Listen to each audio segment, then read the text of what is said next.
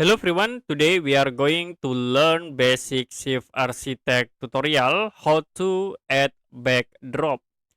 So as example we have these files, and if you want to add backdrop, you can go to file menu, click import, and then click on the import backdrop. You can click to open, and then searching for your image for backdrop. As example I will use this image, click open, and we'll be sure for the backdrop specification.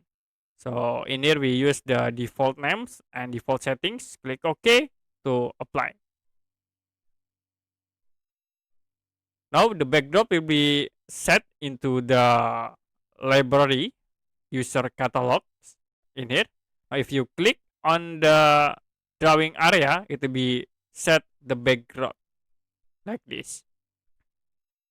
Okay, to add backdrop, you can click File, click Import, and import backdrop. Choose your file, click open, and click OK. It will be show in your library browser, and you can click to change the backdrop. Okay, that's it for basic Shift Architect tutorials to add a backdrop. If you have any question about tutorial, you can comment below this video.